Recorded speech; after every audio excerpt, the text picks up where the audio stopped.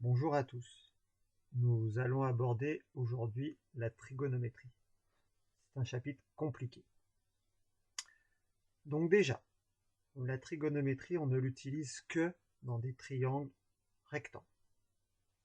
Le triangle qui est tracé ici, il n'y a pas le petit signe, mais on va dire qu'il est rectangle. Dans ce triangle, on va nommer les trois côtés. Ces noms-là, ils sont très importants. On fera toujours la même chose à ce moment-là. Donc on commence par ça. L'hypoténuse, on l'avait vu avec Pythagore, vous connaissez. L'hypoténuse, c'est le plus grand côté, celui qui est à l'opposé de l'angle droit, dans le triangle rectangle, donc il est ici. Ensuite, on va nommer les autres. Moi, ce que j'aime bien faire, c'est mettre une petite flèche. Les autres, ils dépendent de l'angle qu'on utilise. Notre angle A, ici, eh bien, le côté qui est à l'opposé de l'angle A, il est de l'autre côté. Donc, du coup, opposé, et je mets ce mot-là en face de l'angle A.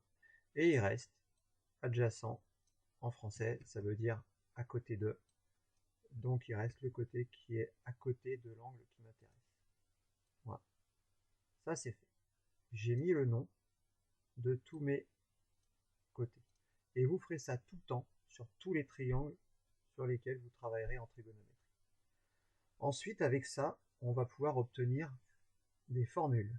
Ces formules, il y a un moyen pour les retenir.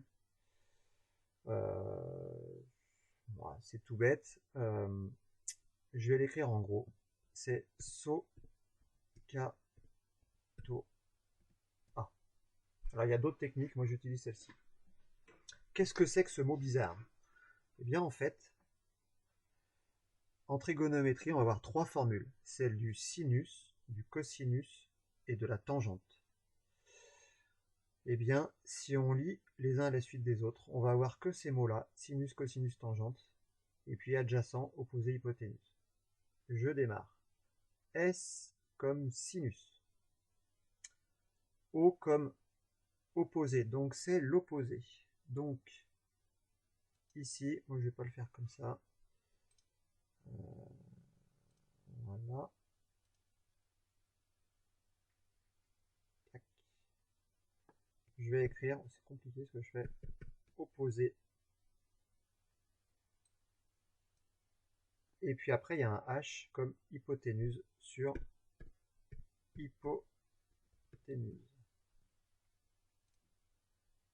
Voilà, le sinus.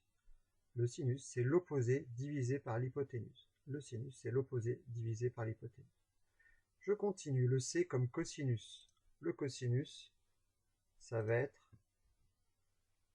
le cosinus adjacent divisé par hypoténuse. Donc moi je reprends ma formule, mais je vais changer. On va dire que c'est l'adjacent divisé par l'hypoténuse. Et enfin, je continue, le T de tangente, c'est l'opposé divisé par l'adjacent. Ah, faut tout changer, je vais reprendre quand même. Voilà. C'est l'opposé divisé par l'adjacent.